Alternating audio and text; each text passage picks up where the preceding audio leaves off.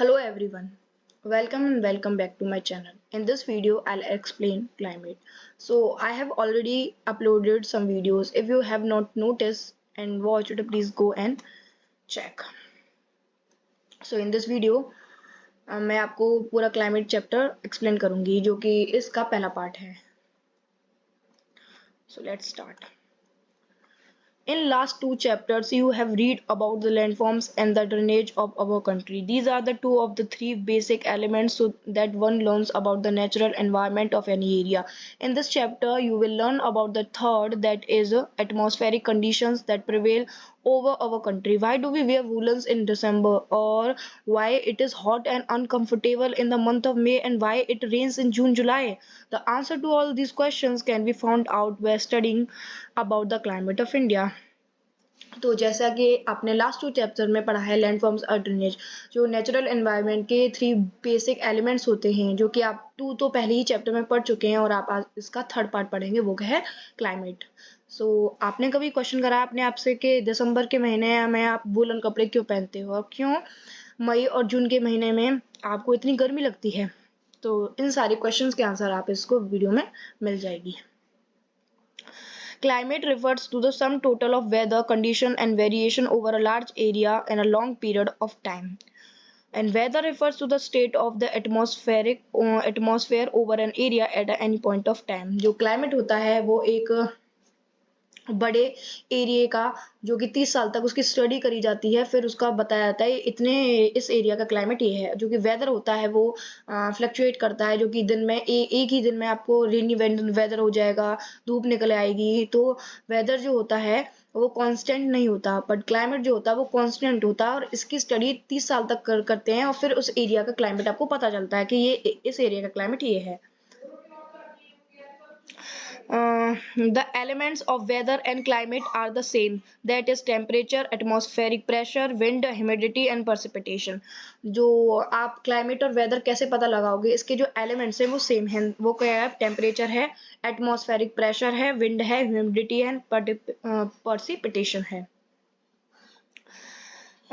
You may have observed that the weather condition fluctuate very often even with in a day. आपको पता है कि जो weather की कंडीशन है, जैसा कि मैंने अभी बताया कि एक दिन में फ्लक्चुएट हो जाती है. अभी बारिश हो रही थी तो अभी धूप निकल आई. तो जो वेदर होता है वो अपना फ्लक्चुएट होता रहता है, पर क्लाइमेट नहीं होता, वो कांस्टेंट होता है. और कभी आपके दिन कूल हैं, कभी गर्मी हो गई, कभी विंडी है और कभी काम, कभी क्लाउडी, कभी ब्राइट, कभी वेट एंड कभी dry. On the basis of the generalised monthly atmospheric condition the year is divided into season such as winter. और इन सब को देखकर जो आपका सीजन वो डिवाइड करा है थ्री पार्ट में. First is winter, second is summer and third is rainy season. The world is divided into a number of climatic regions. Do you know what type of climate India has and why it is so? तो जो world है ना वो climatic reason में divide करा हुआ है. तो अपने इंडिया का क्लाइमेट क्या है? अपने इंडिया का क्लाइमेट मॉनसून है. और ये जो मॉनसून नाम कैसे पड़ा है? जो कि अरेबिक वर्ड मौसम है, जिससे अपना ये नाम मॉनसून पड़ा है. The climate of India is described as monsoon. तो मैंने आपको अभी बताया जो अपने इंडिया का क्लाइमेट है वो मानसून है. And this type of climate is found mainly in the south, जो कि साउथ में पाया जाता है. Despite an overall unity in the general pattern. ये जो मानसून का जो टाइप है वो अपने इंडिया में तो साउथ में पाया जाता है, पर फिर भी इस पूरे इंडिया का क्लाइमेट मानसून कर दिया गया है. There are regional variation in climatic condition within the country. Let us take two important elements, temperature and precipitation. In summer, the mercury occasionally touches 50 degrees Celsius in some parts of Rajasthan desert, whereas it may be around 20 degrees Celsius in फालागाम इन जम्मू कश्मीर. तो आपने देखा होगा कभी राजस्थान में temperature 50 degree Celsius है और वहीं पालागाम में 20 डिग्री सेल्सियस है. तो कितना वेरिएशन है टेम्परेचर में? एक जगह पर 50 डिग्री है और दूसरी जगह पर 20 डिग्री है. और कभी जम्मू और कश्मीर में -45 डिग्री सेल्सियस है, और वहीं अब उसी समय अगर आप केरला के तिरुवनंतपुरम में जाओगे तो वहां 22 डिग्री सेल्सियस पाया जाएगा. तो टेम्परेचर में इतनी वेरिएशन भी होती है. Do you know? In certain places, there is a wide difference between day and night temperatures. In Thar Desert, the day temperature may rise to 50 degrees Celsius and drop down to near 50 degree the same night. On the other hand, there is hardly any difference in day and night temperatures in Andaman and Nicobar Island or in Kerala. तो आपने देखा होगा कि जो Thar desert है जो कि राजस्थान में होता है, उसका आप अगर दिन का टेम्परेचर निकालोगे तो 50 डिग्री सेल्सियस होगा और उसका रात का टेम्परेचर 15 डिग्री सेल्सियस। तो कितना वेरिएशन है, सुबह को इतना ज़्यादा और रात को इतना ड्रॉप डाउन हो गया। तो वो क्यों है, जो कि थार की जो सैंड होती है वो बहुत जल्दी गर्म हो जाती है और बहुत जल्दी ही ठंडी हो जाती है। तो इससे इसका वेरिएशन बहुत ज़्यादा होता है। अगर आप उसी तरफ अंडमान एंड निकोबार और केरला में जाओगे तो उसमें हार्डली कोई चेंज होता है दिन और रात में, उसका टेम्परेचर सेम ही होता है। Let us now look at precipitation. There are variation not only in the form and types of precipitation but also in its amount and the seasonal distribution. While precipitation is mostly in the form of snowfall in the upper parts of Himalaya. जो precipitation होती है वो कई प्रकार की हो सकती है, जैसे snowfall हो रही है, ओले गिर रहे हैं, बारिश हो रही है। पर जो अपने इंडिया का नदन पार्ट है जहाँ हिमालय है वहाँ precipitation mostly snowfall के रूप में होती है। It rains over the rest of country, और अपनी रेस्ट ऑफ द कंट्री में क्या होती है, वर्षा होती है। The annual precipitation varies from over 400 centimetre in Meghalaya to less than 10 centimetre in Ladakh. जो वर्षा होती है, अगर आप मेघालय जाओगे तो वहां होगी 400 सेंटीमीटर, और वहीं अगर आप लद्दाख जाओगे तो वहां 10 सेंटीमीटर होती है। तो यहाँ रेन में भी इतना वेरिएशन पाया गया है। Most parts of the country receive rainfall from June to September. जो हमारी इंडिया है उसके मोस्ट ऑफ द पार्ट में सितंबर और जून में जाके बारिश होती है, बट जो तमिलनाडु है वहां अक्टूबर और नवंबर में होती है। In general coastal areas experience less contrast in temperature condition. और मैं आपको बताया था कि जो कोस्टल एरियाज होते हैं जो कि सी के पास होते हैं उनमें डे और नाइट में टेम्परेचर बहुत वेरिएशन बहुत कम होती है। अगर आप इंटीरियर पार्ट में जाओगे, इंडिया के जैसे नदन पार्ट हो गया, तो वहाँ ठंड बहुत ज्यादा पड़ती है और गर्मी बहुत ज्यादा होती है। अगर ठंड हो रही है तो बहुत ज्यादा होगी, गर्मी है तो बहुत ज्यादा गर्मी होगी। तो नेक्स्ट टॉपिक है climatic controls. There are 6 major controls of the climate of any place. किसी भी जगह का जो क्लाइमेट होता है वो 6 मेजर कंट्रोल होते हैं। उसके हैं first latitude, second altitude, pressure and wind system, distance from the sea, ocean currents and relief features. So मैं जब पहला चैप्टर एक्सप्लेन कर रही थी तो मैंने आपको बताया था कि what is latitude and what is altitude. जैसे ये अपना इंडिया का वर्ल्ड मैप होता है, जो लेटी हुई लाइनें होती हैं अपने मैप पर उनको बोलते हैं लैटिट्यूड्स, और जो ऐसे लाइनें होती हैं उनको बोलते हैं longitudes. Due to curvature of the earth, जो अर्थ का कर्वेचर है, the amount of solar energy, जैसे ये अपनी अर्थ है इसका कर्वेचर होने की वजह से ये जो सन से रेज आती हैं वो यहाँ ज्यादा पड़ती हैं। तो इसका जो इसका जो क्लाइमेट होता है वो हॉट होता है कंपैरेटिवली पोलर एरियाज में। जो पोलर एरियाज होते हैं उनका क्लाइमेट ठंडा होता है, और अपने इधर वाले एरिया का क्लाइमेट गर्म होता है। As a result, air temperature generally decreases from the equator towards the poles। और आप इक्वेटर से लेके पोल्स तक जाओगे तो वहाँ टेम्परेचर गिरेगा। As one goes from the surface of the earth to higher altitudes, the atmosphere becomes less dense। अगर आप अपनी जगह से ऊपर जा रहे हो, जैसे हिमालय पे चढ़ रहे हो, तो आपका टेम्परेचर और गिरेगा। तो आप जितना ऊपर जाओगे उतना ही टेम्परेचर गिरता है। The hills are therefore cooler during summer.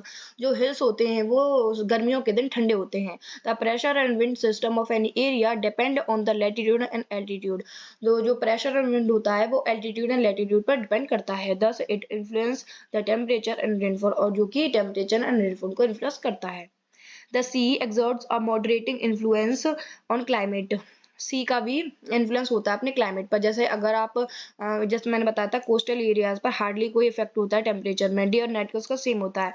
अगर आप जितना सी के पास होंगे उतना ही टेम्परेचर में कम वेरिएशन पाया जाएगा, और जितना ही आप सी से दूर जाओगे वेरिएशन ज्यादा होती चली जाएंगी।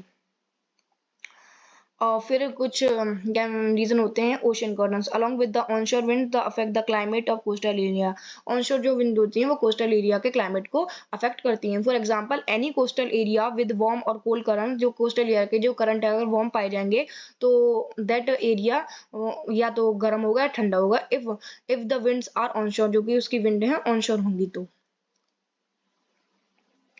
फाइनली और उसका लास्ट क्या है, relief too plays a major role in determining the climate of a place. High mountains act as barrier for cold और hot wind.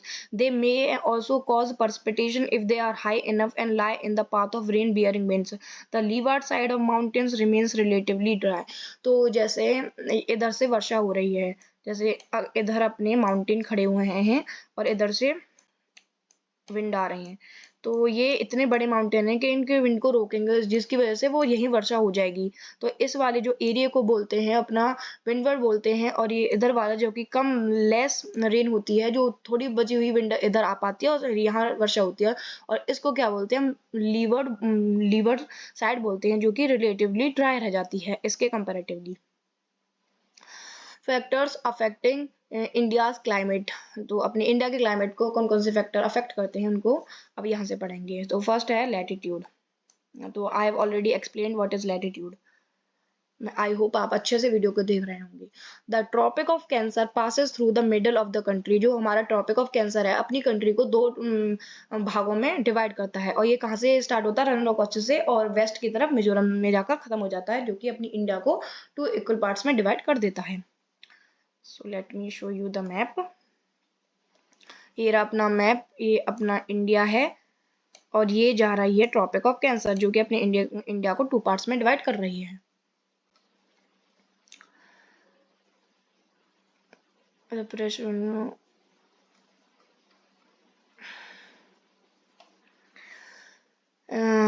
Almost half of the country lying south of the Tropic of Cancer. जैसे Tropic of Cancer इधर से जा रहा है, तो जो south का एरिया है उसको हम ट्रॉपिकल एरिया बोलते हैं, जो नॉर्थ का पूरा एरिया उसको हम सब ट्रॉपिक्स एरिया बोलते हैं। And the second point is altitude. तो जैसे आप जितना ऊपर जाओगे उतना ही अपना टेम्परेचर डिक्रीज होता है हिमालय रीजन में। I have already explain this.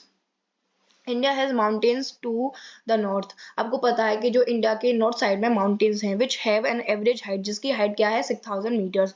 India also has a vast coastal area. जो अपनी इंडिया के पास वास्ट कोस्टल में बड़े बड़े कोस्टल एरिया हैं, वेयर द मैक्सिमम एलिवेशन जाके जिसका एलिवेशन क्या है 30 मीटर्स है। The Himalaya prevent the cold wind from central Asia from entering the subcontinent. It is because of this mountains that this subcontinent experiences comparatively milder winters as compared to central Asia. जो central Asia की जो wind होती हैं वो बहुत ही ठंडी होती हैं, तो जब वो अपनी इंडिया में आ रही होती हैं तो जो हिमालय नॉर्दर्न एरिया में जो हिमालय होते हैं उनको रोकते हैं, और जिसकी वजह से वो इंडिया में एंटर नहीं कर पाते हैं। तो इसका रीजन ये है कि अपने इतने बड़े बड़े हिमालय खड़े हैं, उससे एंटर नहीं होती हैं। तो जो सेंट्रल एशिया में जो विंटर्स होती हैं तो वो बहुत ही ज़्यादा तगड़ी वाली होती हैं, और इतना कंपेरेटिवली इंडिया में नहीं होती हैं, क्योंकि इन सारी विंड को ये अपने हिमालय रोक देते हैं। The next topic is pressure and winds. The climate and associated weather condition in India are governed by the following atmospheric condition: pressure and surface winds, upper air circulation and western cyclonic disturbance and tropical cyclones। तो ये जो word हैं अभी थोड़े hard लग रहे होंगे because आप नया पढ़ रहे हो, पर जैसे जैसे हम चैप्टर में आगे जाएंगे, जैसे जैसे चैप्टर और अच्छे तरह से एक्सप्लेन होगा आपको सब समझ में आ जाएगा। So India lies in the region of northeasterly winds. India है जो नॉर्थ ईस्टर्ली विंड्स में लाई करता है। These winds originate from the subtropical high pressure belt, जो कि सब ट्रॉपिकल हाई प्रेशर बेल्ट से ओरिजिनेट करती हैं of the northern hemisphere. They blow south, और जो साउथ में ब्लो करती हैं get deflected to the right due to Coriolis force, और Coriolis force की वजह से राइट में हो जाती हैं। तो what is Coriolis force? तो यहाँ बताया जा रहा है, जो कि आपको समझ में नहीं आएगा तो लेट मी एक्सप्लेन यू। जैसे ये अपना इंडिया है, नहीं जैसे ये वर्ल्ड अपना वर्ल्ड मैप है और ये अपना इक्वेटर है। जो इक्वेटर के ऊपर जो कोरियल फोर्स होती है वो राइट की तरफ जाती है, और जो राइट और जो साउथ में होती है वो लेफ्ट की तरफ जाती है। जो ये जैसे अपना मैप है, जो कोरियल फोर्स होती है वो नॉर्थ पार्ट में राइट की तरफ जाती है, और सदर्न पार्ट में लेफ्ट की तरफ जाती है, जो कि होती है chorial force. The pressure and wind condition over India are unique. India में जो pressure and wind है वो unique है। During winters there is a high pressure area north of the Himalayas.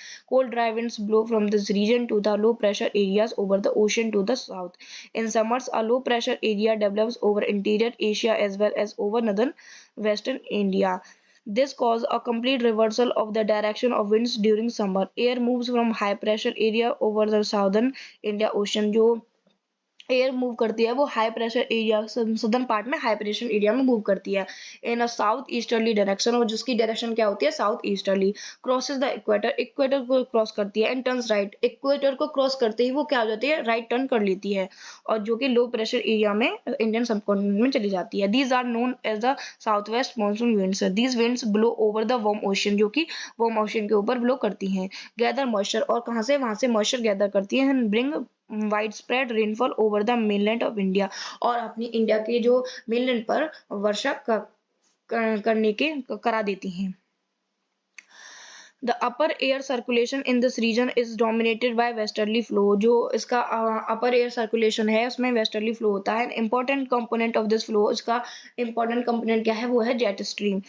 These jet streams are located approximately over, जो कि north latitude में 27 to 30 degree में होती हैं। Therefore they are known as subtropical westerly jet streams, जिनको हम subtropical westerly jet winds भी कहते हैं। Over India these jet streams blow south। ये हमारी इंडिया में साउथ में ब्लो करती हैं ऑफ द हिमालयाज, हिमालयस के साउथ में ब्लो करती हैं।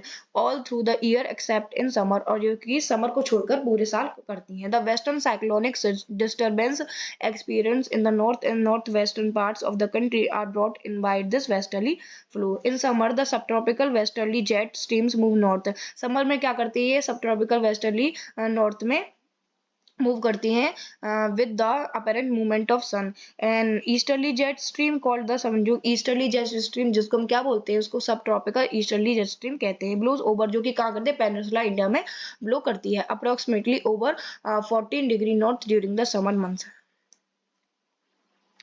तो नेक्स्ट टॉपिक है द इंडियन मानसून, जिसको मैं अपने नेक्स्ट पार्ट में एक्सप्लेन करूंगी। तो अगर आपको ये वीडियो पसंद आई तो please like, subscribe and share with your friends. Thank you everyone.